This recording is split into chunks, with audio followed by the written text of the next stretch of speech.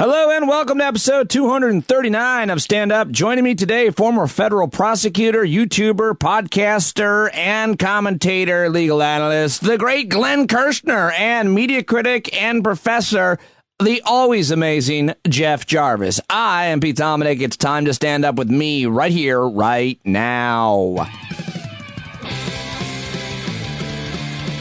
Hello, my friends, my virtual community, the listening audience of Stand Up, and thank you for joining me today, the first day of December. Happy December, everybody!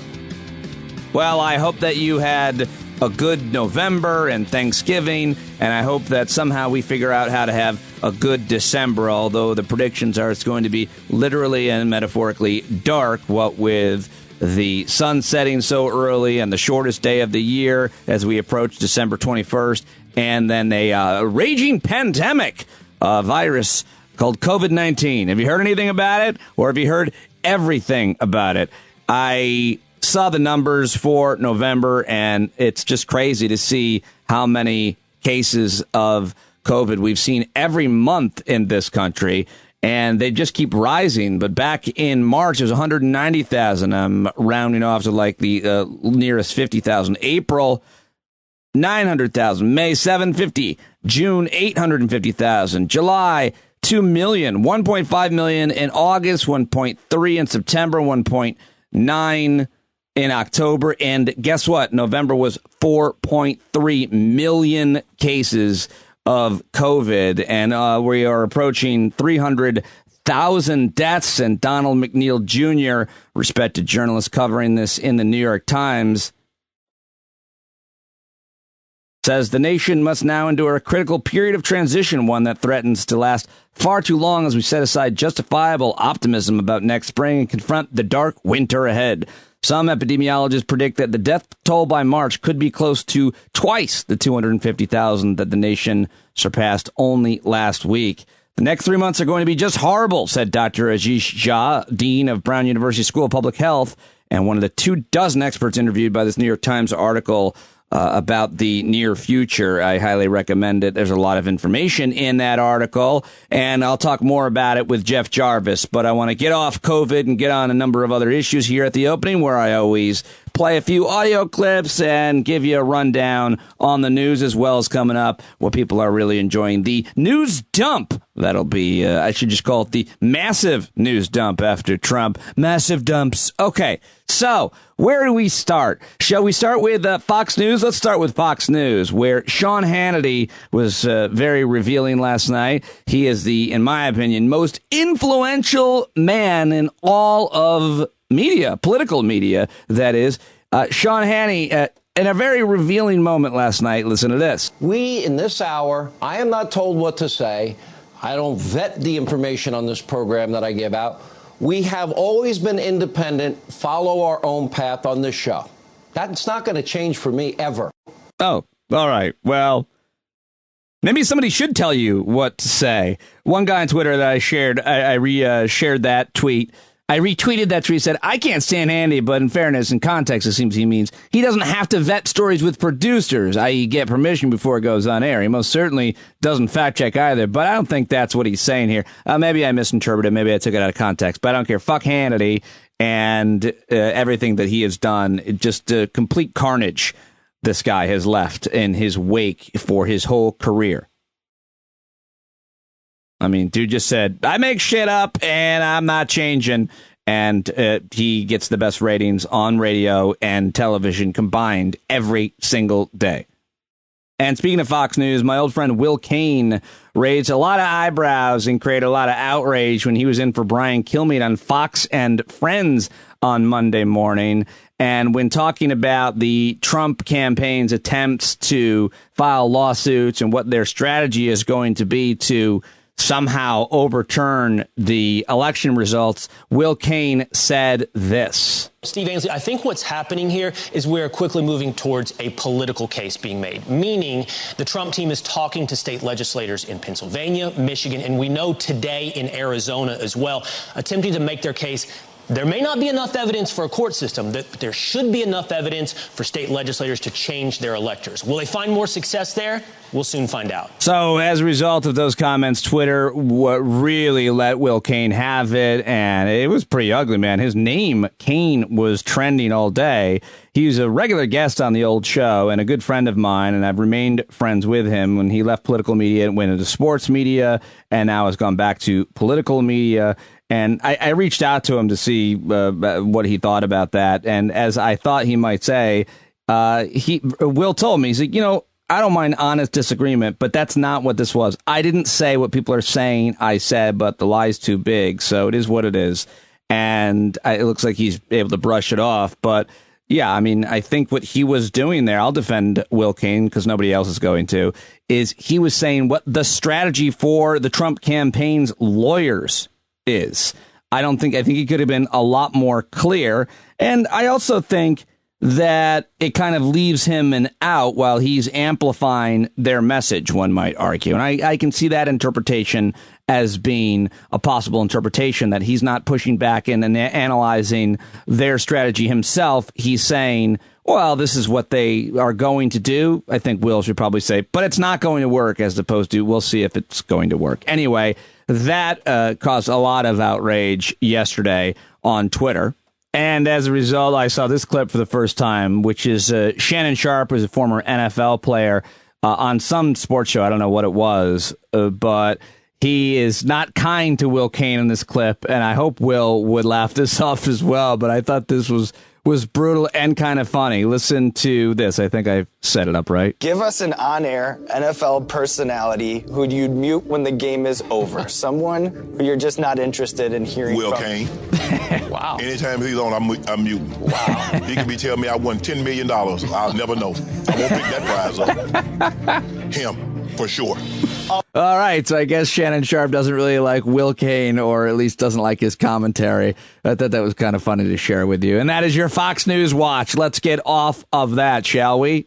In more political news, Arizona, Wisconsin both certified their elections, and there's a lot of outrage. People were really outraged about Arizona, especially the governor there is a big Trump fan and even has, I don't know if you saw this on Rachel Maddow, and it was trending last night on Twitter, but the president and vice president, when they call him, apparently the song, the ringtone is "Hail to the Chief." And while he was literally certifying the election, his phone rang. And guess what song it was? "Hail to the Chief."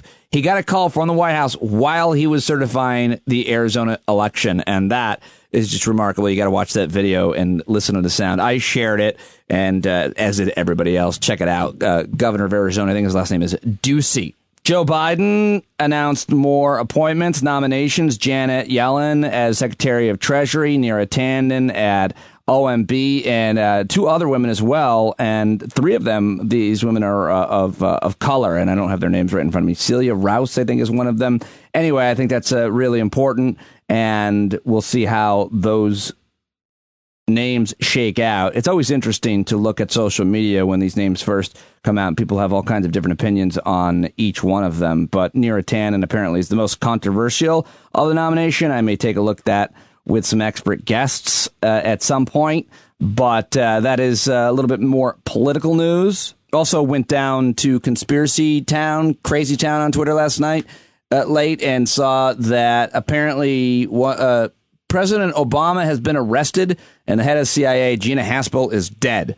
That's what they're saying over on Conspiracy QAnon Twitter, and it was scary to go over to Crazy Town just for a few minutes, but it was great to come back to reality. Also, big news that the president, one of the president's chief advisors, who is a radiologist who the president became familiar with from watching him on Fox News, Scott Atlas, has resigned from the Trump administration and the coronavirus task force. Dr. Scott Atlas was a very controversial member of the coronavirus task force. And again, social media was relentless with him. Matthew Gertz tweets, Scott Atlas was the purest example of the Trump-Fox feedback loop in action. An unqualified ideologue launched to power because the president liked his Fox News appearances. The result was that a lot of people died from coronavirus for no reason. Aaron Rupar at Vox tweets, Scott Atlas is quitting to spend more time with the virus. Adam Parkamenko tweets, Scott Atlas is leaving with a high body count. But yeah, tell me more about vetting Biden cabinet picks. Don Winslow, Scott Atlas has resigned. I really hope Stanford fires him immediately. What university wants a mass murderer on their faculty? Too much? And presidential historian Michael Beschloss, cannot imagine how we will live without Scott Atlas. Well done. One more. Dr. Lena Wen says Scott Atlas is not just highly controversial, but is a widely discredited purveyor of anti-science, disinformation, and conspiracy theories that have actively caused harm. To be clear, masks work, COVID-19 is real, herd immunity kills. There you go. Scott Atlas reaction, and it's good that he is no longer in the White House consulting stupid President Trump, who has about 50 days left in office.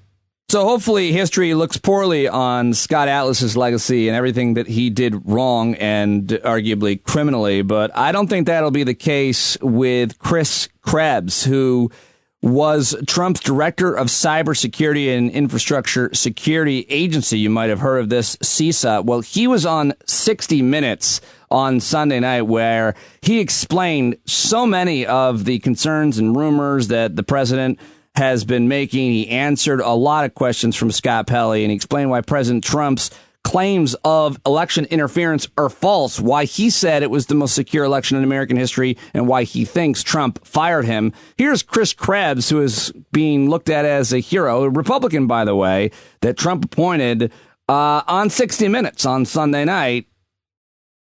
I have confidence in the security of this election because I know the work that we've done for 4 years in support of our state and local partners. I know the work that the intelligence community has done, that the Department of Defense has done, that the FBI has done, that my team has done. I know that these systems are more secure. I know, based on what we have seen, that any attacks on the election were not successful. All right, and the whole interview is worth watching, by the way. I don't see much 60 Minutes these days, but this one was, I thought, really worth watching. I learned a lot. And Scott Pelley asked him, why did he come forward? Why did he do what he did? And then listen to this and wait till you hear what's next. But I feel I still got some public service left in me. And, you know, it's hard once you take that oath to uphold and defend the Constitution from threats, foreign and domestic. It's hard to walk away from that. And if I can reinforce or confirm for one person that the vote was secure, if the election was secure, then I feel like I've done my job. So that's Chris Krebs, who declared the presidential election the most secure in U.S. history, is fired as the election chief by Trump on November 17th. And Trump's team has continuously claimed that the election was rigged in favor of President-elect Joe Biden, of course.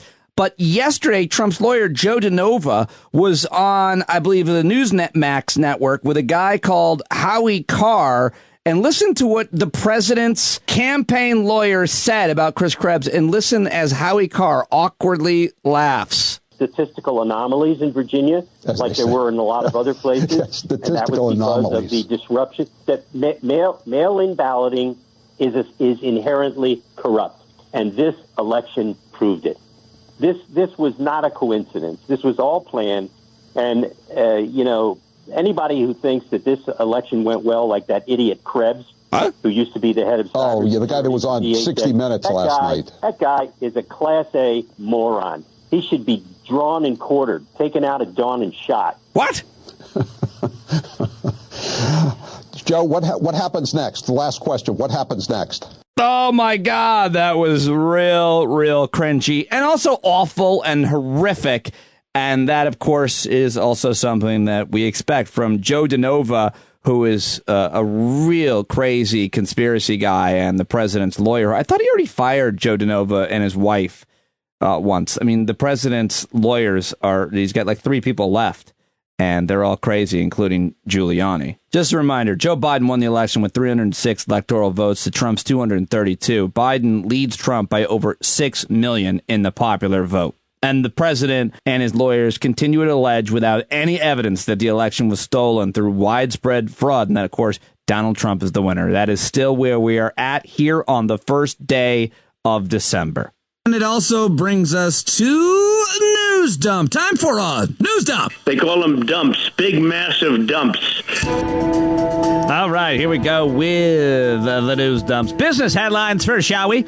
U.S. stocks, S&P 500, had the best November ever. Best monthly gain since 1987. I wonder what it could be. Maybe Joe Biden winning and a couple of vaccines at least. Let's stay with some business headlines, shall we?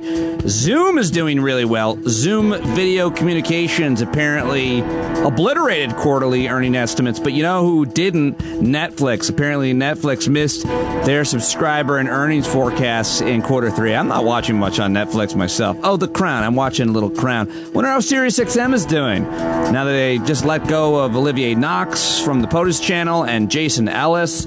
I am not hearing great things, really. Sorry to hear that.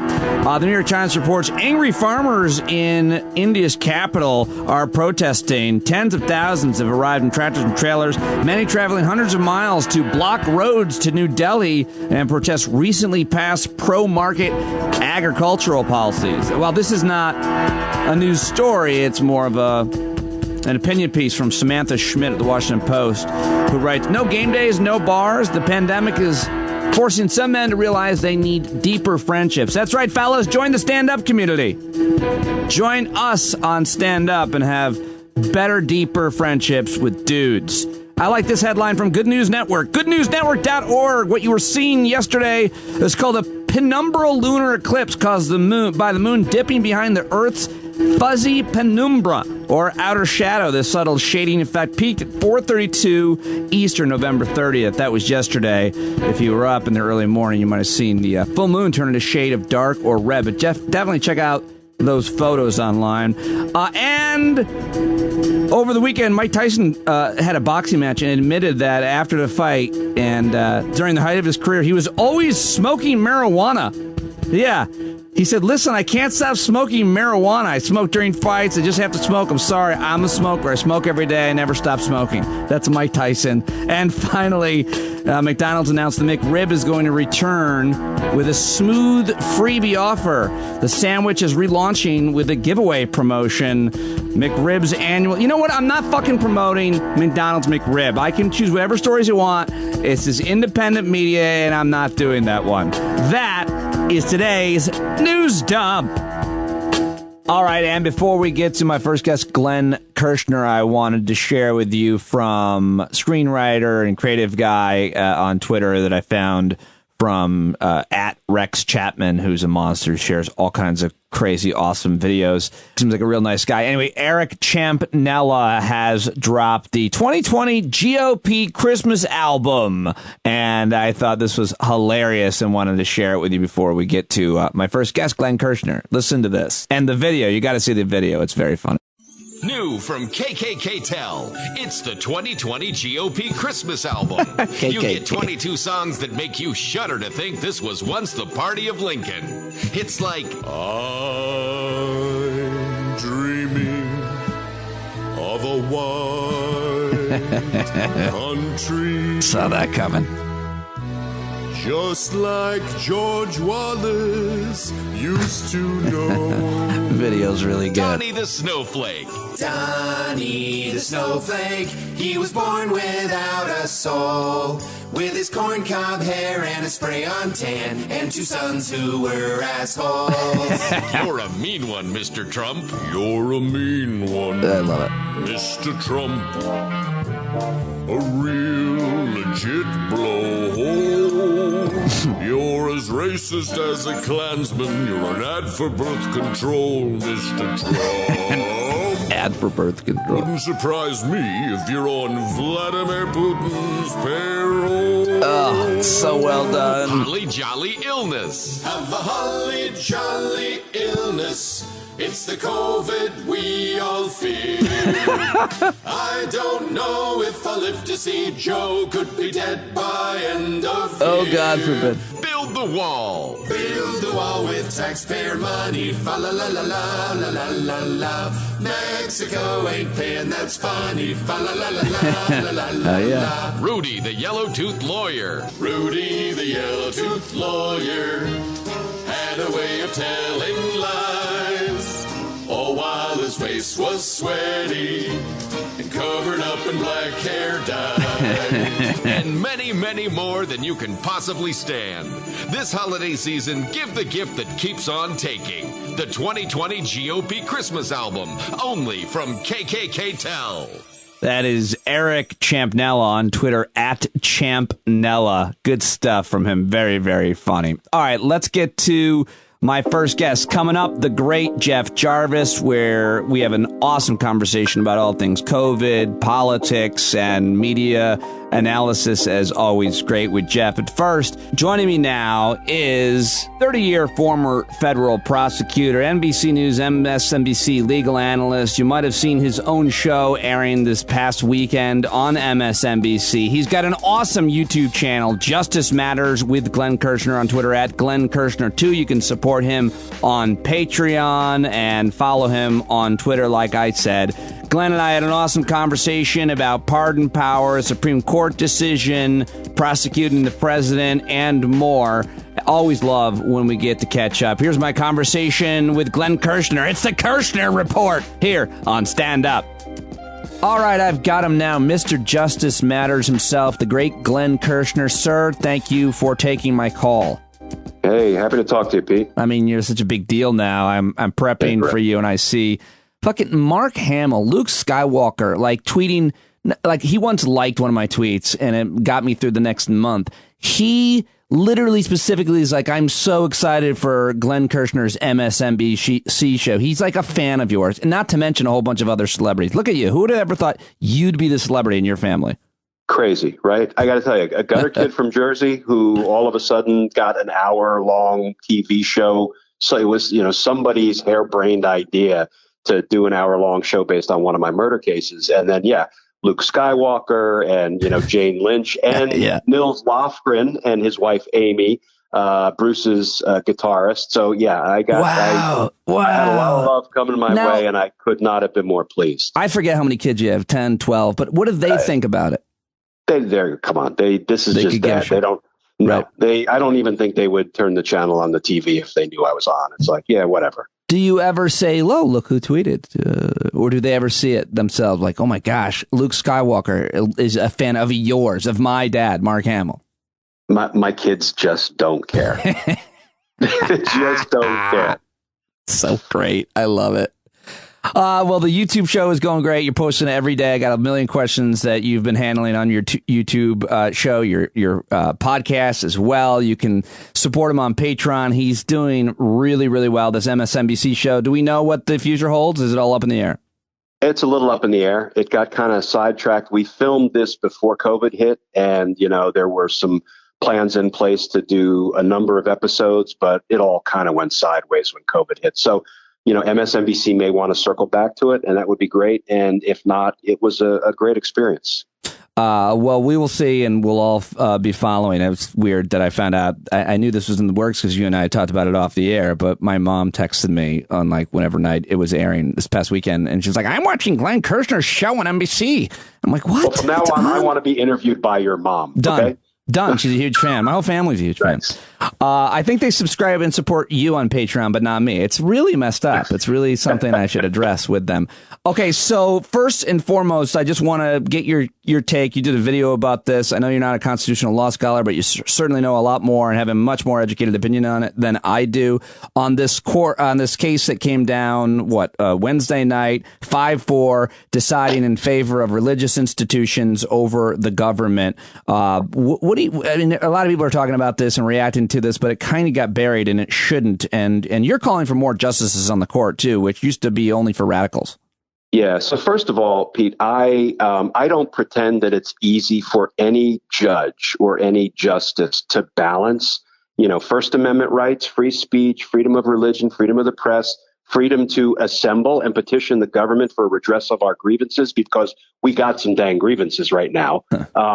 But you have to balance these things against the responsibility of the government to protect and promote public safety. And that is what I think New York was trying to do. And we can talk about getting the balance right, getting the balance wrong. I use as an example, if a church kind of half burns down and it is now unsafe to enter the structure, and the government condemns it and prohibits the worshipers, the parishioners, from entering it, are we going to say, no, they have a First Amendment right to go into that rickety old half burned down church or synagogue and run the risk of getting crushed? I mean, there are some who, want the right to religion to have wide berth who would say, yeah, that's our business. It's not the government's, because we have a right to practice our religion as we see fit. It can be a tough balance to strike. All those analogies fail me, Glenn. Sorry to interrupt you. All the analogies fail me only because we're talking about a contagious virus. If you run into the church or run into a dangerous thing or ride a motorcycle without a helmet, that's up to you. It's not going to necessarily endanger me.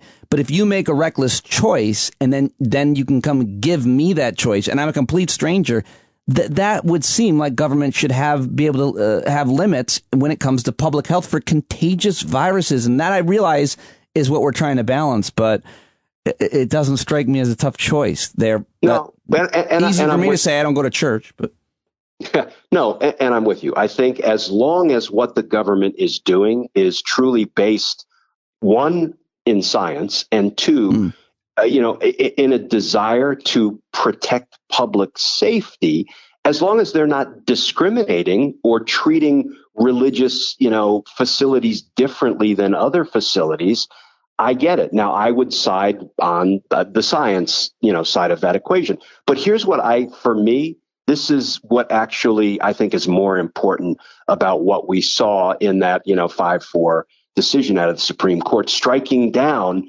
New York's attempts to do something in the name of public safety that other people said was infringing on their right to practice religion. Back in July, there was a similar case, not identical, but similar.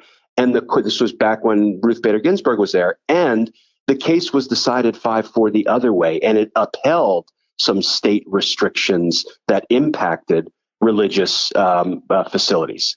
So the point that it proves to me is you can't possibly say that it's a good thing for our republic that one justice, whether it's Ruth Bader Ginsburg or Amy Coney Barrett, one justice will be the one making this extraordinarily consequential decision that 330 million Americans are going to have to live with. It will impact our lives. And we're saying it's a smart thing for that kind of a weighty decision to be made by one person who, mind you, is appointed by a partisan president. And I know that sounds redundant because every president is partisan. But, look, Ruth Bader Ginsburg had a certain set of beliefs. Amy Coney Barrett has a different set of beliefs. But your Supreme Court justices are not elected. They're not beholden to the people. They're not answerable to the people. So when you have a one judge turnover and all of a sudden the Constitution means something different and 330 million Americans have to behave differently because it's a new justice in town, I think that's insane. And that is what proves the point that we have to increase the number of justices on the Supreme Court to get a true diversity of judicial philosophy so one person can't reinterpret the Constitution tomorrow. Yeah. And I mean, based on another way of saying, all presidents are partisan, the fact of the matter is, I think 6 out of the last 8 presidential elections were won. The popular vote was won by the Democrat, yet the Republican in a couple of those elections who lost the popular vote appointed Supreme Court justices, several, Trump included, with 3. I mean, why? The Electoral College is broken, and so therefore is the Supreme Court appointment process as a result. I mean, it is. And let's not forget that, when President Obama ran through the American Bar Association, the people he was considering nominating to the Supreme Court, and the American Bar Association said, we don't believe that person is qualified, Mr. President. President Obama never moved forward and nominated that person. There were 16 of them. And President Obama doing the right thing, because some of them were hard left, but he said, you know what? The ABA said they're not qualified. I'm not moving forward. Yeah, it's interesting. That's the way it's supposed to work.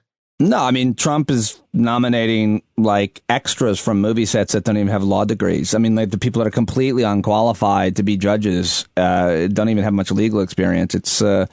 It's obviously a massive change. He's allowed to do it, but why they are confirmed is nuts. Let me ask you about the pardon of Mike Flynn. First, he commutes Roger Stone's sentence. Then he pardons Mike Flynn. We can talk about the other pardons, but you've been talking a lot about both these specific issues and the idea of pardoning. Now, I'll ask you to react to some breaking news. It's not that big of a deal, Glenn. Don't worry. But Sean Hannity is telling this nutjob Sidney Powell that Trump needs to pardon his whole family and himself before leaving office in January, therefore giving Trump cover. If Hannity says it, he gives him cover. They probably worked it out because they talk on the phone.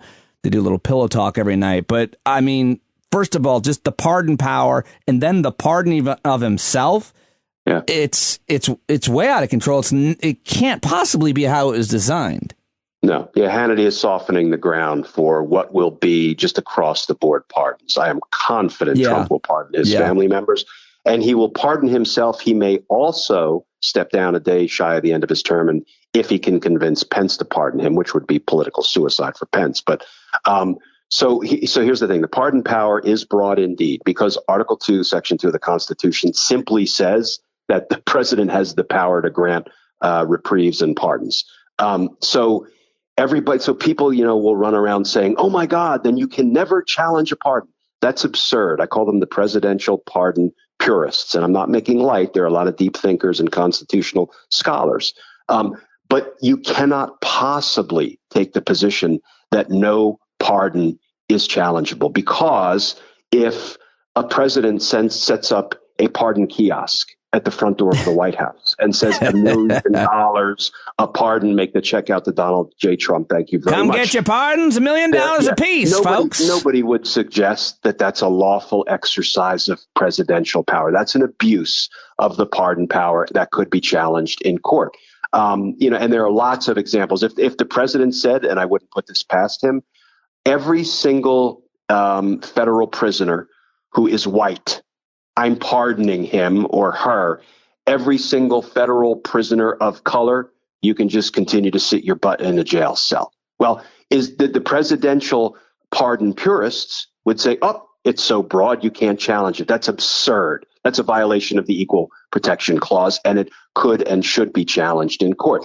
So corrupt pardons should be challenged in court, because if you don't challenge them, then you're letting the president put himself and any other co-conspirator, any other criminal associate of his above the law and beyond the reach of the judiciary. The judiciary would be neutering itself, making itself a second branch, a second-class branch of government, no longer co-equal. So these corrupt pardons of Flynn, the corrupt sentence commutation of Roger Stone, which in and of itself was a criminal act because he delivered a sentence commutation to a co-conspirator who lied to Congress to cover up Donald Trump's crimes. These things must be challenged beginning in January. And if we don't challenge them, then we are slouching toward the end of our republic. What was it? Even Bill Barr, and you included this in one of your videos, which I'm not going to go as far as doing right now, apparently. But during his confirmation hearing, I think it was, or during some hearing, Bill Barr was asked, I think it was by Senator Patrick Leahy, about this kind of a thing, kind of a quid pro quo for pardons, wasn't it? What did he say? What was the question? The question was, could a president deliver a pardon to basically buy somebody's silence? And Bill Barr said, and I quote, no, that would be a crime. So even Bill Barr, right, the abuser of all things rule of law, said what Trump did both to Roger Stone and to Mike Flynn were criminal. They were crimes because we know that they were buying silence or rewarding silence. So these things have to be challenged. And even Bill Barr, in his testimony before Congress, acknowledged that. It's a really, really important points. I mean, but that's, you're arguing about pardon power and it being unrestricted, basically. And you're saying that you can challenge it. There should be restrictions on it, which make a lot of sense. I mean, common sense says you can't, if you have that power, you can't dangle it. You can't use it as a cudgel, as a quid pro quo. You pardon people who you don't know, who have nothing to do with you, who you decide. I mean, I can't think of the history of presidential pardoning power, but how would it work for him to pardon his family? For what? Don't they have to be committed? I don't understand how that can work. It's like crime prediction. Don't they have to be accused of a crime, convicted of a crime before they're pardoned? No, I wish that was the case. I wish these people had to run through the criminal justice system and be convicted first. But remember, Gerald Ford pardoned Richard Nixon, and Richard Nixon had been charged with no crime. So it's called a prospective pardon or an anticipatory pardon, or if you want to make your own joke at home, a prophylactic pardon. And the courts have ruled that's fine. You don't have to wait until somebody is charged or convicted in order to pardon them for crimes they have committed. So he will pardon his family members. And those pardons should be challenged because I believe they're all in a great big RICO conspiracy together. And I use that term intentionally, not flippantly. You know, they are a criminal organization, racketeer influenced and criminal organization. That's what they are. And so if he begins to dole out pardons to all his family members, you know, Jared, I think, is good for lots, probably tens of thousands of coronavirus deaths as involuntary manslaughter charges because of the way he said, you know what, it's hitting the blue states pretty hard. Let's just let it ride for a while. So those pardons will have to be challenged. And then Donald Trump will pardon himself. Now, in 1974, the Department of Justice Office of Legal Counsel issued a legal opinion, and I don't cite them often because they're the ones who say you can't prosecute a sitting criminal president, with which I disagree. But I kind of agree with this legal opinion they issued in 1974, which said a president cannot lawfully pardon himself. Even the whiz kids at the Department of Justice Office of Legal Counsel took that position. So you can't pardon yourself. You can't be a judge in your own case. You can't commit crimes and then say, I'm giving myself a pass. You can't do it. And the courts will strike it down. Speaking of the court striking things down, you've been paying close attention to all of these challenges. I don't even know if you want to call them. They're not cases because that would give them too much credit. But the challenges to the outcome of the election in several different states, it's really hard to keep track of each one of these because they filed in many cases. But my first question to you is, all lawyers are not equal. And you're a former federal prosecutor, and it would seem, from what I've heard, that even the most conservative lawyers politically and Trump-supporting lawyers, they don't want to help Donald Trump with all these cases because there's no evidence. They're very high profile. It looks very bad. All you can muster is Jenna Ellis, Rudy Giuliani, and Sidney Powell for a few hours, but she's been ejected for being too crazy, which is hard to be working on this team of, as he would say, real beauties. Yeah, it's like Charles Manson saying, "Dude, you're a little harsh. You got to get out of here." So, the respectable law firms, the well-moneyed, well-heeled law firms, they all ran for the hills. They all quit these cases weeks ago because they realized they had no evidence, and some of them actually like their license to practice law.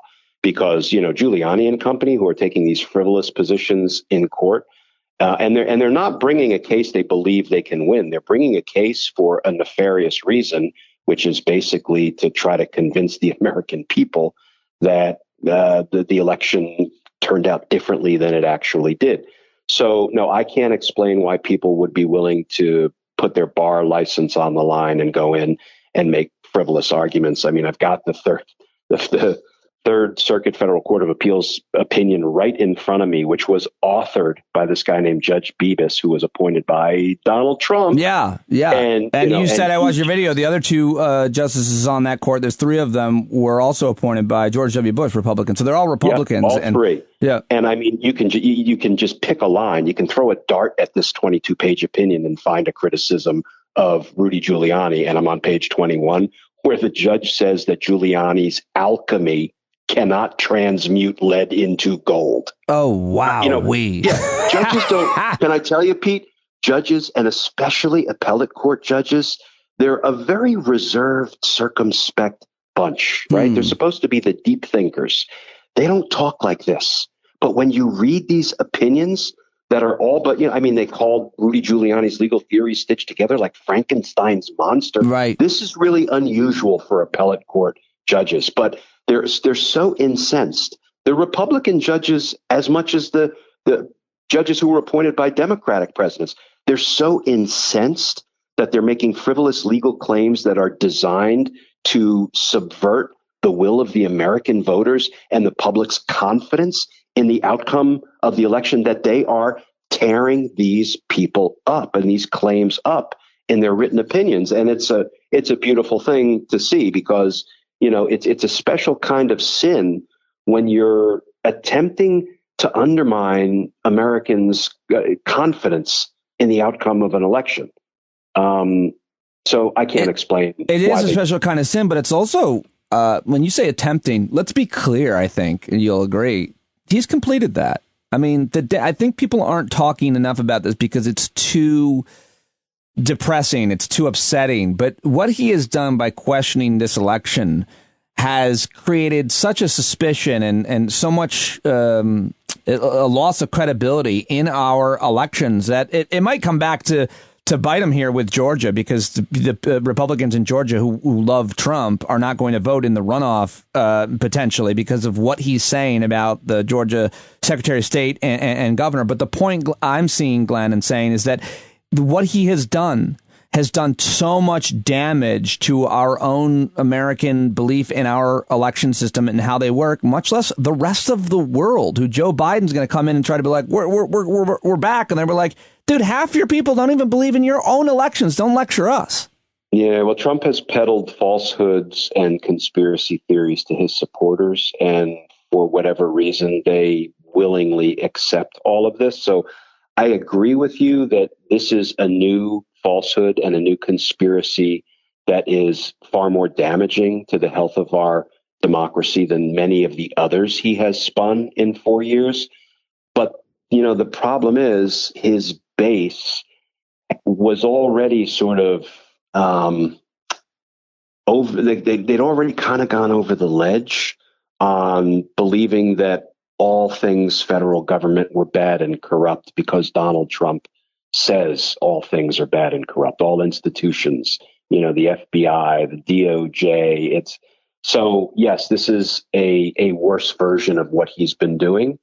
And, you know, how we build bridges back to those 70 million people, I'm not sure, but I know we have a responsibility to try. I know, but I agree with you, obviously, but it seems like you're calling for, and I agree with you on this, so it's a tough question. If we want to build bridges, then it's going to be hard to also at the same time demand accountability from Trump and all those cronies, which is what you have been doing, and I'm sure you'll continue to do. And I think you'll hold, if you don't join, you know, the federal government, go back to work in the government, you're going to be holding those that are in government feet to the fire, because you've been taking notes and making videos and commenting on every single one of these crimes or alleged crimes.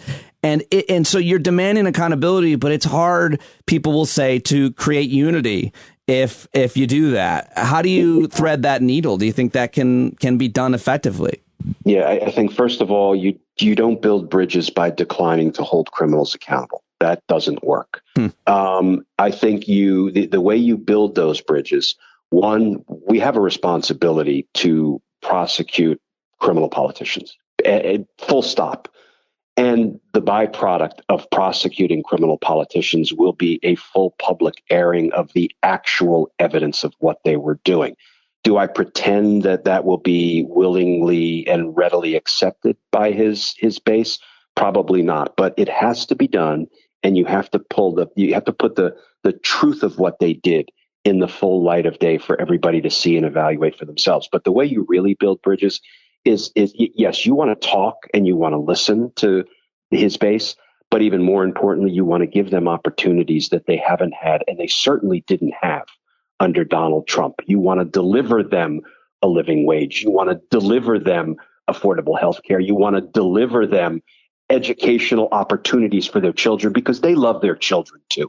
So I think it's, if you can improve their place in the world in a way that Donald Trump couldn't, that is going to be more effective at the end of the day when it comes to building bridges and showing them there is a better way of life than Donald Trump's hate. That's a goddamn good answer. I thought I had you pinned in there. I do my best. That was very good. Well done, sir. Thank you very much for joining me. I love talking to you, asking you questions. And the best thing about getting to chat with you on the record here, of course, is that I usually end up binging a bunch of your videos, and it's so interesting and fun to watch. If you haven't subscribed to Glenn Kirschner on YouTube, go do it right now. Watch his videos. Watch how little he cares even about the production. People don't care. They love watching. It doesn't matter. You're not going to edit anything out. You're not going crazy with these. You're just giving your credibility and your analysis, and people are way more than satisfied. You're killing it. So follow him, subscribe to him on YouTube, listen to the podcast, support him on Patreon, of course, follow him on Twitter, and we'll see what happens with the MSNBC show. But always great to talk to you, and always really fun watching and listening to all your commentary. Thank you, sir. Thank you, Pete. Always great talking to you, my friend. Love that guy, Glenn Kirschner, at Glenn Kirschner 2. Subscribe to his YouTube channel, Justice Matters, and look him up. Subscribe to his podcast as well. Guy's killing it in media. Absolutely killing it. People love him, and I love when he joins me. We talk quite a bit, and I always learn a lot. We always talk about a wide range of things. Just a great guy to know, and I have a lot of respect for him, and always love when he joins me. So thank you, Glenn. And now, another one of my favorites. Love this guy. We have become such good friends. He is so kind to me, so smart.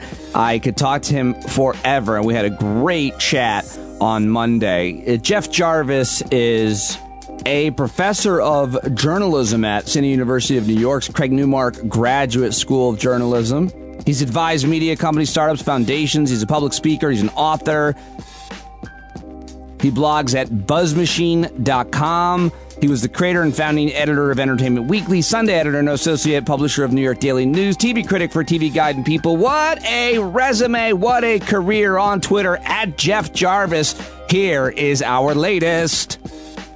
All right, the great Jeff Jarvis joins me now. It's great to see you on this last day of November. We haven't talked since the election, so I have a million questions, but how have you been doing? Isolating. I'm doing well. It's good to see you, the great Pete Dominic. I hope you're well. Did you survive Thanksgiving? I did, but as we were saying, and as you know, we had a little bit of a COVID scare, and I wanted to talk with you because you've been doing a great job following and covering and sharing information and sources, all the experts, and looking at this. And you're just the perfect person to talk to about a number of different things. And I wanted to just, we were saying about how when someone in your family, someone in your bubble contracts or has a scare, there is a certain amount of kind of shame and concern that comes along with it. Like, how did this happen? Where did you get it? My big question is, how much time should we spend wondering about how we got it and then blaming each other or shaming each other? And how has that been working? It's the tension of this 9 months is bringing out weird things in people. Hell yeah. And trying to understand this is difficult. Every epidemiologist and public health official says, don't shame people, because if you do that, you're not going to motivate them to report what they need to report. And so take it just as the fact of what it is. Fine. Okay. I buy that logically. But then when I see a motorcycle rally in South Dakota and that's supported and promoted by the governor, I want to shame her and I want to shame the people who were there, because it was an irresponsible act and they're harming people. And Trump's super spreader events and all of that. Yeah, I think that when you do it with utter disregard for the health of others, then a little shame is necessary. That's how we set norms in society. Right. That's how we set norms. So there's a big difference between getting together at parties like that or at huge gatherings and rallies versus, a few friends over, right? In terms of how we look at it, how we deal with it. Yeah, there's a continuum here, right? So my wife won't let me go to the store because I'm too stupid and slow, and I'd be there for 5 hours and I'd be very exposed. So she goes. And even though I'm the disposable one here, she's the one who's necessary to the family. Still, I don't go to the store. She goes to the store. Every time she goes, I feel like I'm watching her go out like a character in The Walking Dead, to find victuals, right? And so she's putting herself at risk every time she goes to the store, and she knows that, and she's nervous about that, right? But that's a necessity. That's where we got to go. That You limit it as much as possible, but there's little choice to do it. We are very privileged. We don't have to go and work with people every day outside, so that's good. Then there's the next layer up. Right? That's an important distinction, though, just that a lot of people, if they don't go to work, they're not going to eat. Their kids aren't going to eat. Go ahead. Amen. Sorry. So those are the people who, as we get to the next question in society, is who gets the vaccines first? Those people need to get the vaccines first. Right? Because they're putting themselves at risk so that the rest of us don't have to. So they deserve it far before I do. But then there's the question of, do you go to somebody's house? Well, we're outside. Okay. Then we're inside because it's raining. Well, I don't know. And then there was another couple over. I'm not so sure. Yep. Farhad Manjoo in the New York Times wrote a piece before Thanksgiving in which he went through the every connection, his social graph of everybody's connected to it, and showed that even trying to be careful, it's a lot of people. There was a really good explanation. But then he went on and said, well, screw it. I don't care that I'm exposed to all these people and I would expose them all. I want to go for Thanksgiving with my family, so I'm going to do it, which I found to be terribly irresponsible, knowing all the facts. And then in the New York Times, justifying that, I found to be irresponsible. So do I shame Farhad? Yeah, I did on Twitter.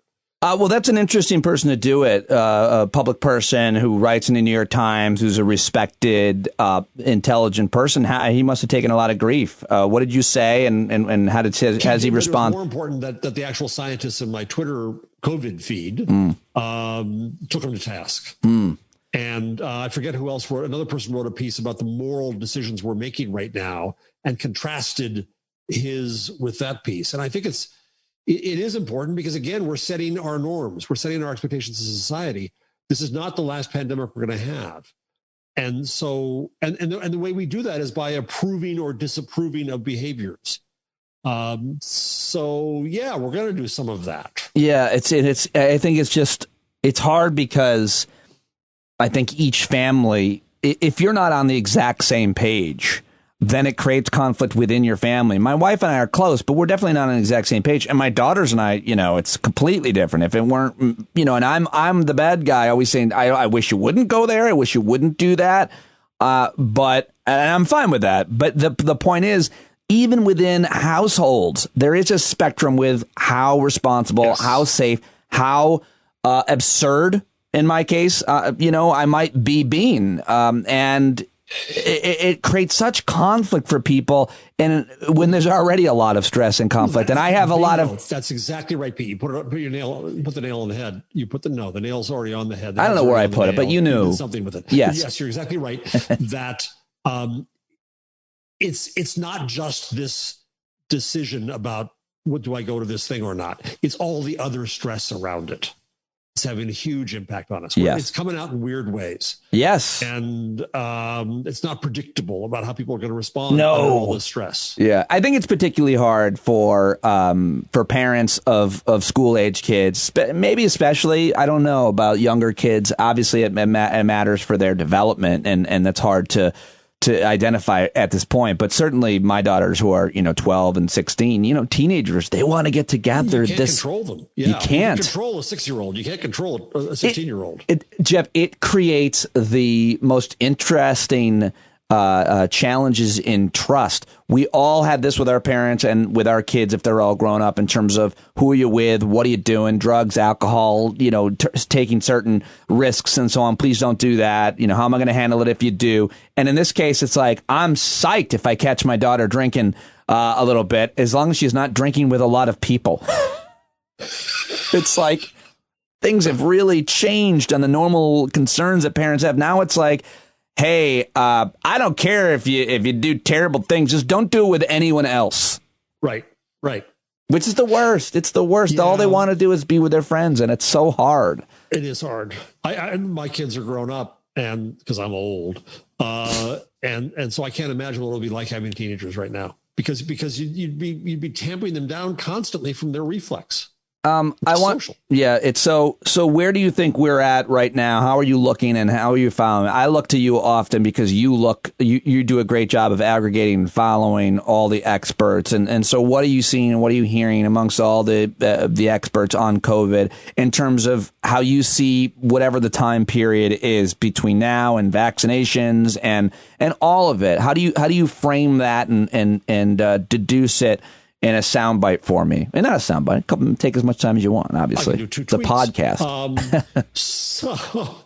Right. Podcasts never end. They're like blogs. So I have a COVID Twitter list with 600 experts, which I'll plug right now at bit.ly/COVID Twitter list.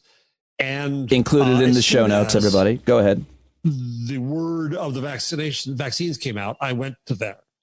And I was quite pleased to see that they were pleased, that the data say that this is real and that they're optimistic. And we have now 3 vaccines at various levels, and they're being optimistic. They're also being very cautious about saying that we ain't there yet. Don't let down your guard. This is going to be time. It's going to be a long time still. And then there's a concern, obviously, about the anti-vaxxers. And that's not just who you think it is. I recently tweeted a report, which I can find for you for your show notes, about the hesitancy around vaccinations in African-American and Latinx communities, especially in African-American communities where there is a bad experience with health institutions. There's a legacy of mistrust in Black America with the medical industrial complex as it relates to Tuskegee. I was trying to explain this to my daughters the other day. And so how do you deal with that too? It's not just anti-vax, white Karens. It's also people who have a reason to have a distrust in the health industry. And what do we do about that? So that's the concern going forward. Will enough people get the vaccination soon enough? And I'm just waiting. I haven't seen this really yet, but I'm waiting for privilege to really rear its head when it comes to who gets the vaccines first. As we said earlier, it has to be those who are most at risk, health workers. It has to be those who put themselves at risk every day so those of us who can stay home do stay home. But, is it your grandpa? Is it my grandpa? Who's going to get them first? And I can just see that there's going to be warfare there and accusations of death panels and all kinds of things, which will be ironic coming from certain people who think that the coronavirus is a hoax and that vaccines are bad for you. I'm going to bet that they're going to be among the first to scream when they don't get them.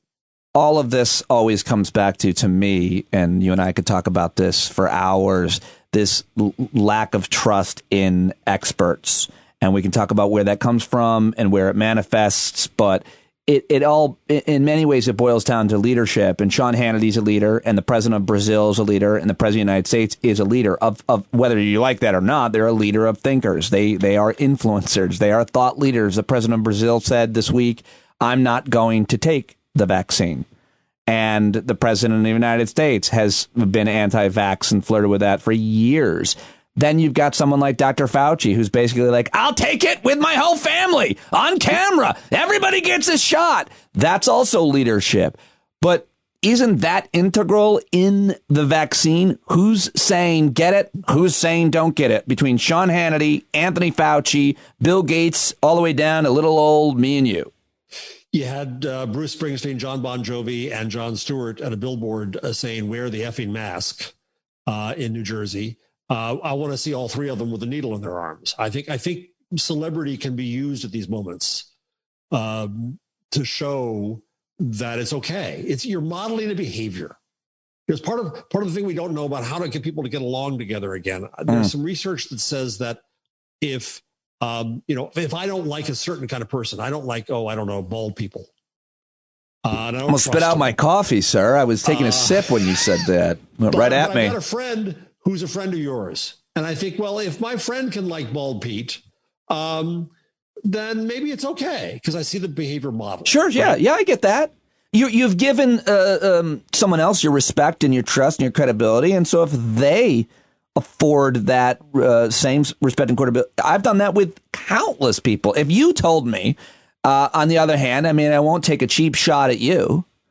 I wouldn't say anything about like old Jeff Jarvis. I wouldn't say anything like that. But if you said, Pete, go listen to this guy, I would give all of my implicit trust to that person because I trust you. Is that what you're describing? That's what you hope for. Yeah. So the question is how, and that's part of the question, Pete, for social media too, is that we should model the behavior we expect from others. So I have to catch myself sometimes when I say, oh, they're having a fight over there. It's like the third grade playground. Well, no, then I'm just encouraging that fight. And that's not good. I shouldn't do that.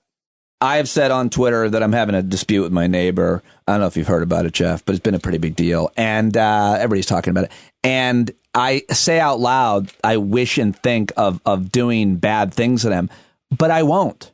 I never will. But I'd be lying to you if I said I wasn't thinking about it. In fact, I don't want terrible things to happen to the people that I dislike or even hate. But I'd be lying if I said I didn't fantasize about it. And there's kind of this differential that I'm trying to create to say, I'm not holier than thou. I do have these thoughts, but I don't want to act on them. I'm trying to role model that behavior. I don't like these people. I fantasize about these things, but I'm not going to set their house on fire. Right. And we don't have to empathize with, let's say, racists. Right. We maybe need to understand their life circumstances, maybe need to try to figure out how to convince them if possible. But we do not, when I argue for empathy with people and understanding people, that does not mean that you have to approve of bad behavior. In fact, quite the contrary. That's a really important point. Trying to understand where someone comes from and trying to, hey, I don't want to do a bad thing or have a bad thing happen to you. But at the same time, I don't have to approve of your behavior or sanction it or endorse it. It's terrible. I read a paper from some years ago recently because I'm working on a book, and it was an argument that we don't have enough argument, which sounds absurd, right? We think all we do with each other is not to me. I love it. Go ahead. But we're not doing it well. Right. So how do we argue well? How do we debate well? How do we improve that skill? I think there's a lot to be done on the internet to give us the tools to show our best arguments, to debate in different ways instead of, yo, F you. Right. Getting back to, that's a great, I'd love to talk about that more, but I want to try to get back to just your thoughts on where we're at with COVID. It's the end of November, beginning of December as we're speaking. The outlook looks very grim. Why have things, would you say, gotten so bad in the United States of America? And it's not like it isn't bad everywhere. It's gotten, bad in a lot of different places, obviously, and better in other places. And we can try to take a look and examine what the policies are that are working in Vietnam or working in Australia, and not working in the U.S. or other countries. But how do you say how we got to here? Because Germany was sensible, and Germany was the better part of Europe, and now Germany's borked too. So part of it is seasonal, but a lot of it is intentional. I mean, if we were all wearing masks, if we were staying apart, if we'd closed the right things at the right time, if we could take a 2 or 3 week lockdown to calm things down, if we could then be disciplined, we'd be in better shape. But we're in terrible shape, and that comes with leadership. And the leadership in this country is busy. The question I have, Pete, so you're Joe Biden, and you arrive crippled on your first day with a boot on, but be that as it may. Yeah. And so January 21st, what hope do you have of making a real difference fast with COVID? One thing I've been thinking about is an affordable, accurate, rapid test that you could take at home. If he gets that in conjunction with an effective vaccine rollout, things could change fairly quickly. I don't think either of those are likely. The cheap, accurate, and even if it's not totally accurate, but if it were cheap, you could take a few of them, rapid tests. That would help stop the spread. We saw in New York, some people are paying like $50 at a restaurant for a rapid test so they can eat there. That's not sustainable for the vast majority of Americans or of people, and it's not going to work to tamp down. You might just feel safer at dinner. Fail safe because you take the test and you may have gotten exposed yesterday and it's not showing up yet. So there's that. Or you take a test that takes longer than a rapid test and the next day you get exposed. There's that. Nonetheless, if we could test broadly and catch more things earlier, then clearly that would make a difference. And it's the worst thing that Trump did was not to use his power to create an infrastructure for testing. Yeah. I mean, there's also this idea of mandates, which Americans don't like. But my friend, Dr. Aaron Carroll, is running mitigation at Indiana University. They have had an excellent record at Indiana University in the center of a red state, which has had a major pandemic in Indiana. Why have they had a good record? Well, to some extent, they're doing their testing themselves in-house, and they've got a bubble where if you want to be here, you have to follow these rules. Right. You know, the sports leagues haven't done that. Schools and communities haven't been able to do that. Obviously, I guess the NBA did it pretty effectively. It's an interesting experiment to look at and compare. But the point is, you're not able to create bubbles. You're not able to create a commitment to even staying in a bubble, even where you're supposed to. But if you do want to participate, if you want to go to this school, you're going to have to get vaccinated. You're going to have to get tested. You're going to have to get your temperature checked. And it's interesting how, as we as a society will allow for some things. Yeah, you can point a gun at my forehead before I enter any establishment, but I won't wear a mask. And I'm not saying these are the same people, but what will we deal with and what will we not deal with? And I think that's what's somewhat different about our culture and our country than some of these other places. It's a fascinating problem how abstract concepts can become to seem so important to people when we know they're not. I don't know if we talked about this before, but before the election, I reread, because I'm a fun guy, parts of Hannah Arendt's Origins of Totalitarianism. Yeah. And she said at some point people give up as they become atomized, as they join these movements, they give up their everyday concerns and they take on abstract notions. Right. So I do not believe that on the far right, the single most important things in people's lives are guns and abortion and cancel culture. I just don't believe that. The most important things in their lives are health and well-being and their jobs and keeping their kids safe and fed. Right. But instead, people, the agenda gets set with these abstract notions. And then we in media follow along and we say, oh yeah, everybody's talking about abortion and guns and that's all that matters to them. No, that's a false picture of the world. But when we present it that way, then okay, you want me to argue about abortion and guns? I'll argue about it. And that's where we're left. And so we don't get down to the issues that truly matter in people's everyday lives, where of course we would have tremendous commonality. But it feels like we've gotten so much further apart in this country in our lifetimes, in that we've seen so much more division. And why? As a result of what? What will it take for Americans to compromise with each other, to work with each other to get to a solution, which might not be my ideal of perfection, and it's not yours, but it's something, and it's progress. And specifically, I'm talking about, in state houses, much less in the federal government. And so my question to you, and we may have talked about this before, but I think it's one of the most important trends. And I see this almost entirely on the right, although it definitely exists on the left as well, which is on the right in media. The Mark Levins, the Sean Hannitys, et cetera, are demanding that Congress or the Republican majority passes this, or in this case, saves the president from this election. And the hardcore right-wingers that are there because Hannity and Levin touted them are saying to Hannity and Levin on the air, what do you want me to do? There's no recourse. We don't have enough votes. We don't have the evidence. We can't do what you're demanding that we do. And what that leads to is an audience and a population of people saying, you suck.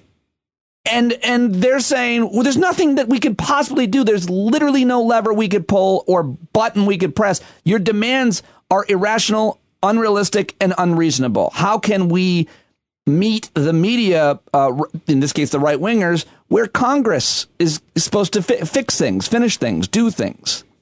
But I think you got to pull back there and say what's really going on. And in some cases, it's not about the issues at all. It's about a cult.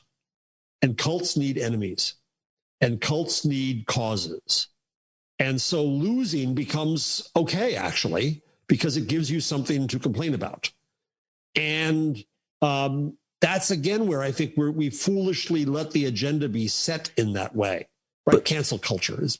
But when you say, hold on, when you say it's not about that, it's about the cult, I feel like it's about being popular and getting ratings for the media entities themselves. My old friend Will Cain today on Fox News, it's like, do you really believe what you are saying? Do you believe the things you're saying, or are you saying them to maintain or grow your audience and keep your job?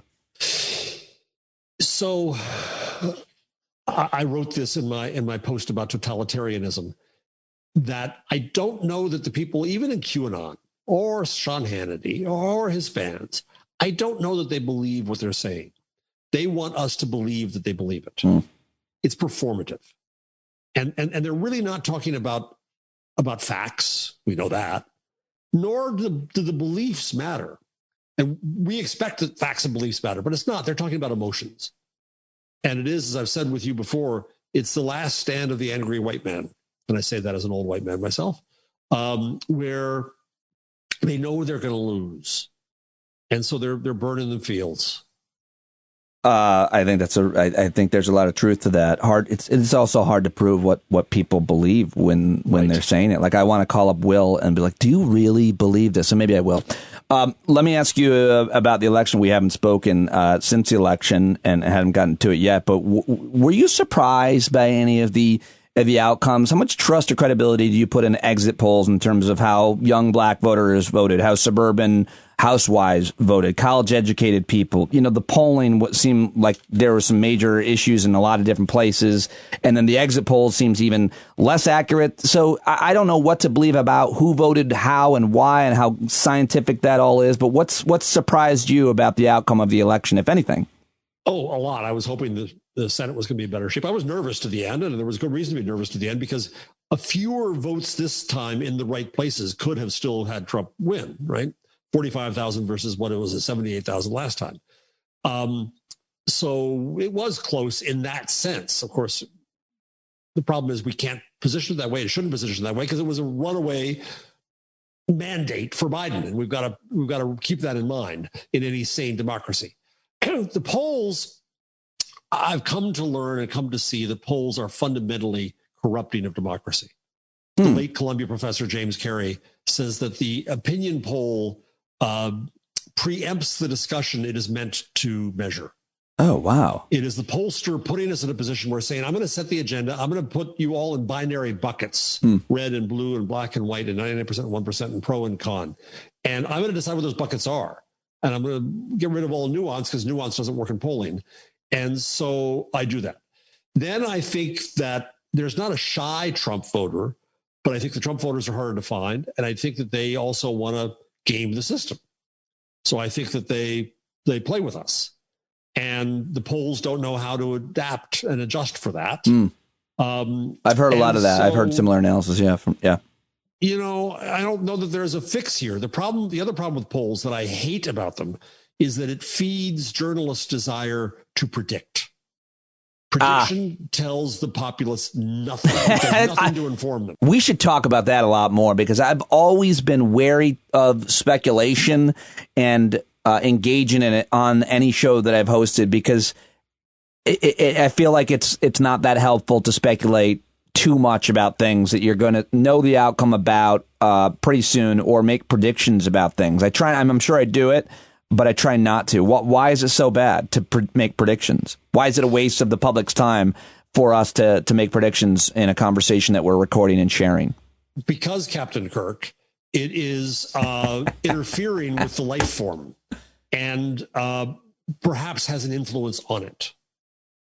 Right. So people thought, oh, Hillary's going to win anyway. The polls say she's going to win anyway. I don't like her because I'm sexist. And so I'm not going to bother showing up. And guess who wins? Right. So the polls have an impact themselves. Schrödinger's cat. And further, they're usually wrong. And further, they distract journalists from their prime directive, which in this case should be to inform the public and inform the electorate. And fourth, it plays into the egos of the Chuck Todds of the world to act like, in the words of Jay Rosen at New York University, that they're savvy. I'm the savvy one. I know what's going on. You don't, but I'm going to tell you what's going to happen here. And that does nothing but fuel their egos. Right. Well, I would say it creates a currency amongst probably the widest group of possible viewers. It's like they're affording. It's interesting because there are so many political analysts who I trust so much more than almost anybody on any of the networks, but because they're wrapped in a studio in a suit and given a certain amount of credibility, when they make a prediction, there's more credibility. And then it doesn't matter how many times they're wrong. How they don't seem to lose that credibility for any. I mean, that's something worth discussing too. How often do you have to be wrong about a prediction you made, whether it be scientific or foreign policy or a tax policy? If this happened, or business stocks, or anything, right? Yeah, business, cable news, CNBC and shows like that. Yeah. When does one lose credibility? After Apparently never. Yeah. That's the answer. You had an awesome tweet, and I've been discussing with a lot of smart people about, the Trump era and what it meant. And I also want to discuss with you about how much we should be discussing it. And that's worthy of debate, I suppose, too. But you wrote 3 great stories of the Trump time on Twitter. Number 1, racism in plain sight. Number 2, rise of totalitarianism. And number 3, Trump's clinical insanity. You go on in this tweet and say journalism was afraid and unqualified to cover all 3, let alone understand how to A, amplify diverse voices, while B, reaching the uneducated and Fox hypnotized right. Boy, you put a lot into that tweet, and I would like to unpack it with you in our conversation on my podcast right now. Let's start with racism in plain sight. How did we deal with that? How did we talk about it? How did we justify it? Not justify it, but is out now. George Floyd and Donald Trump and such. All it exposes is how we didn't cover it all these years. We didn't show it all these years. I interviewed Nicole Hannah-Jones of the New York Times, the brilliant creator of the 1619 Project, for a journalism panel a few months ago. And I didn't know that when she worked at the Oregonian, she nearly left the business. She's brilliant, and she's a hero of mine. But she nearly just got fed up because she couldn't get the white editors to agree to put these stories about black people in. Or what happens with black people is that they get accused of being biased. You can't cover black people because you're black. Of course, white people cover white people all the time. And there's a systemic racism and damage to communities. I talked to people the other day about, I guess I won't name them, a certain newspaper in a certain city in the country, not New York, where people in communities of color hate the newspaper, hate the damage it's done to them, and don't trust it at all. And the editors aren't even aware of this. So one more point on this. Doing my research, I came across a paper by an academic named Jordan Taylor. If you look up Inquirer of the Printer, it was about the role that printers, including Benjamin effing Franklin, played in the slave trade, as not only running ads, but also acting as agents of trades. We owe reparations to communities in this country. And we're still not aware, and I'm especially not aware as an old white man, how bad a job we've done. So racism is the fundamental story here. There was a column in the New York Times the other day that went on about why people voted for Trump. And it was Tiffany Cross properly said, hello, you missed the story entirely. You didn't mention race once. How can you cover this election without covering race? But we did. That's such an interesting, we could talk about that for hours, but I just remember talking with Katie Tur, who covered the Trump campaign. She came on my show at SiriusXM, and she was, I think, stunned, shocked, and uncomfortable when I said, well, Donald Trump is obviously a white supremacist. How do we deal with that? And she pushed back. And maybe she wouldn't anymore. Have her push back, I think, because they don't know how to. This is the problem. This is why I say we're unqualified. We don't know how to do this. But my point is, maybe she wouldn't anymore. Maybe she would be comfortable, as many on MSNBC have, using those types of terms to describe him. But it was always obvious. We never had so much evidence of someone being a racist, white supremacist. Then all of the racist white supremacists liking the guy. Like it was so obvious to me, and yet she was terrified to come to terms with it. It was like 2 years into his administration. She'd covered the entire campaign, on the campaign, went all over. And I'll never forget being disappointed by her there. But I think you're also disappointed in the institution, because the problem is that the institution is telling her, be objective. There was a great. I am being, but it is objective. I couldn't agree more. But then the problem is, so Wesley Lowery, Pulitzer Prize winning reporter from the Washington Post, who left there because he got in trouble for opinionated tweets with Marty Barron, who I think is a brilliant editor, but I disagree with him on this. So Lowery left, and he wrote an op-ed column in the New York Times a few months ago, pointing out that objectivity as an institution is a vestige of white supremacy and in systemic racism, in that it is people who look like me. Those of you who are listening, I'll make sure you know this. I'm an old white man, very white. And people who look like me make the decision about what's objective. And so when the institution says, you shouldn't say that. No, we're going to say racially tinged instead of racist. Right. And Wesley Lowery said, no, you need to have moral clarity. You need to stop saying police-involved shootings and start saying police shot a man. You need to stop saying racially tinged and start saying racist. But we don't do that institutionally because, oh, no, then we're going to be accused of not being objective. When there is, in fact, you're right, Pete, an objective truth. Donald Trump is a white supremacist. Number 2, rise of totalitarianism. Jeff Jarvis's 3 great stories of the Trump time. Everybody should be following him on Twitter. If you're on Twitter, at Jeff Jarvis. What are you talking about? What is totalitarianism? Besides a big word. Not necessarily saying that Trump is Hitler or Stalin, but I recently reread chunks, as I said earlier, of Hannah Arendt and the Origins of Totalitarianism, and the lessons are just so clear. Yeah. That when you have people who are atomized and hostile and lonely, and they can be drawn into a quote unquote movement, even though it doesn't necessarily have a doctrine they care about, it fills in an identity in them.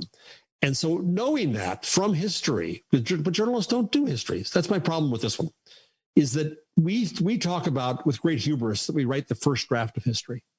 That means to us, everything is new, because if it's not new, it's not news. So we don't acknowledge the lessons of the past. And there were lessons in the past. But the problem is, if we had tried to have this discussion 5 years ago, oh, no, it fails Godwin's law, which is any discussion that goes on long enough is going to revert to finally calling somebody a Nazi. So, no, you're calling Trump a Nazi. You're calling the people Nazis. That just cuts it off. No, I'm not necessarily. Godwin himself said it's okay, didn't he? Doing that, yeah. Yes, Godwin did. He was like, no, it's fine. Yeah. But there were lessons to be learned that journalism didn't learn. We don't just simply look at history and say what's going on here and try to understand it. Such a great and important point, and it's why I agree with it, which is why I spent so much time during the last 4 years talking to historians, from Tim Snyder to Masha Gessen to Ruth Ben-Ghiat, who has the same initials, by the way, RBG, as Ruth Bader Ginsburg, and Kenneth C. Davis, and so many other people that I've been talking to about the history of authoritarianism.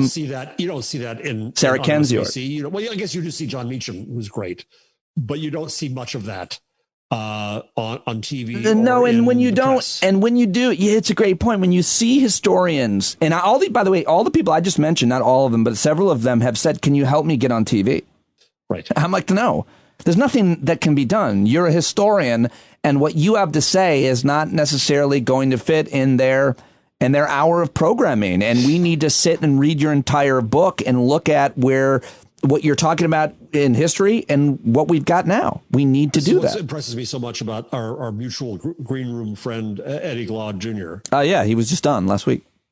Yes. And he, when I met him in the green room, had the honor of meeting in the green room, MSNBC once, he said that he always tries to bring a text to an appearance, right? He's a teacher. And so he brings a text, could be history, it could be philosophy. I thought you meant a text message. Ethics. I was like, why was he bringing a text?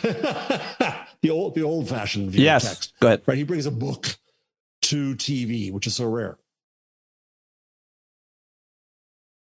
And the point being that there's nuance, that there's a lot more that needs to be said, which is why I love podcasts and long form articles and books. Obviously, that's what you really need to dig into, but also a really good point. All right, number 3, Trump's clinical insanity. And I want to say I love this one. I hate this one, but it's true, and it's interesting because there were so many discussions about the ethics. There's another law there, right?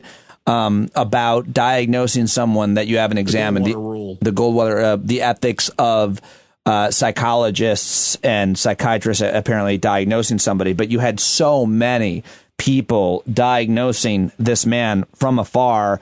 But I also contend, would argue that you don't need a degree. You don't need a degree in anything to know that the person that you've gotten to know pretty well could care less about anybody else. Anybody could say that. You don't care about anybody ever but yourself. Right. He's clearly a narcissist in a clinical sense. And I'm putting a word on it that I'm not qualified to put on it, but it's just obvious. You're right. You don't need a degree. Though there are plenty of people with degrees who were saying it, who got stopped and wouldn't get on the air. It finally took Trump's niece, who does have the degree, to say, let me tell you, I've been around the man. Yeah, we can diagnose him with these things, and we should. And so, and the problem became, again, that media normalized the behaviors. They tried to make him look like a normal president, and they ignored what was really happening. They were lying to the public. And this is where we're left.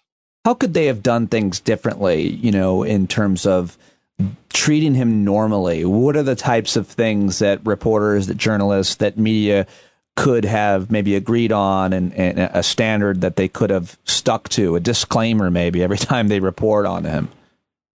It's a good question. And the irony, I just said a minute ago that we like that which is new and unusual. Yet when Trump came along, who Lord knows was new and unusual, we didn't know what to do with it because it didn't fit into patterns. So we also don't like the new and unusual. We like to be able to say, we know what's going on here, and let's tell you.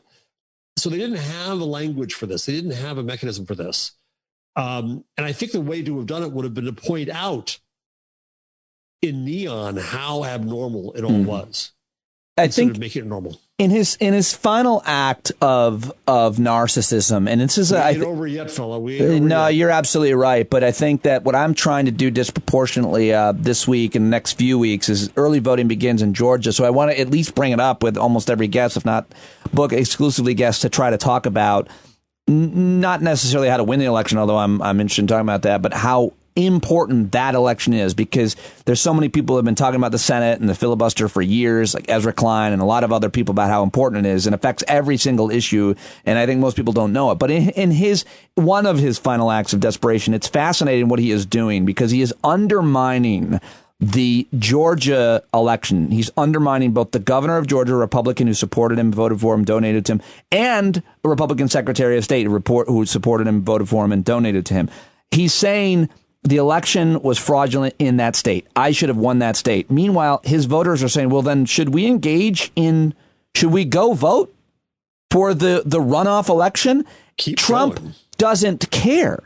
He doesn't care if they go vote, because he knows he's leaving. He doesn't need the Senate. He doesn't care about conservative values, Republican ideas. He doesn't care about what happens with the Senate. He doesn't care about what happens with government after he is gone. Right? I mean, that's... Well, he didn't care about what happened with the government when he was in it. He did want certain people to win so he could do whatever he wanted. He wanted a Senate majority when he was there. He wanted to win the midterm elections. He wanted to maintain power so he wouldn't have to deal with any levers of government, with anybody saying no. But right now, he's undermining the runoff in Georgia in the worst possible ways, according to, I'm sure, every Republican strategist, at least off the record. Please keep going with it. Right. Let me ask you a question, Pete. So... Jimmy Carter, Gerald Ford, take your presidents of the past, especially one-term presidents, when they disappeared, they kind of disappeared from sight because they weren't newsworthy anymore. Trump. George W. Bush. Right. Disappeared, chose to disappear, two-term president. Yeah. Trump, by all sense of news judgment, should disappear. He's a loser. He doesn't matter anymore. Right? But what's going to happen? My fear is that our colleagues in media are going to bolster his presence artificially because he's a good story. You didn't get your question yet, and I almost interrupted. Sorry. That was the question. No, that was the question. Are media going to be responsible and have decent judgment, or are they going to keep the Trump flame alive? I'm torn on this. I put it back to you, because I've heard a lot of people of your ilk, Jay Rosen, Soledad O'Brien, and others saying, this is how we have to cover him now. I think that he loses credibility if he goes to bat for these Republican senators in this election or other election.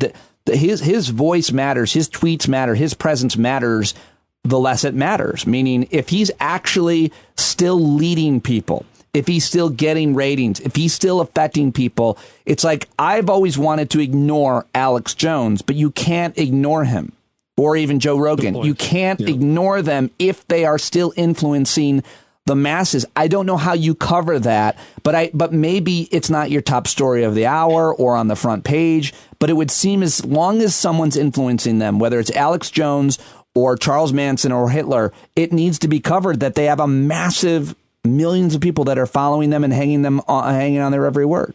All right, let me ask one more question. So let's imagine that I'm not going to wish him to die, but let's imagine that he ends up drooling in a wheelchair and in Mar-a-Lago and can't bear to not get crowds anymore. Whatever. He himself is not out there. He's a non-entity. He's gone. He moves to Russia. Whatever. Is there truly a continuing movement of Trumpists? Is that a movement, or was it a moment in time? What happens to that alleged movement? That's the most important question. What's next for Trumpism? And if he's gone, I think the obvious answer to some extent, Jeff, is his sons will take over. But I don't think they're effective. I don't think I'm one of those people doesn't think anybody can do what he did. Even when you look around the world at Jair Bolsonaro or Duterte or Putin or any of these very manipulative authoritarians who are extremely effective, and the concern has been about Trump, a more effective fascist. But I don't see who can do what Trump did without any shame in the face, especially right now. Look at him, what he's claiming, all kinds of things that aren't remotely close to the truth about the election. And I don't think it's working very well, even though a lot of his people believe it. I don't think anybody else can do what he did, is my opinion right now. I could be wrong. I don't want to sound like a sci-fi nerd. I'm not. But like the Star Trek episode in which everyone followed this computer, when the computer was turned off, they didn't know what to do. When Donald Trump is turned off,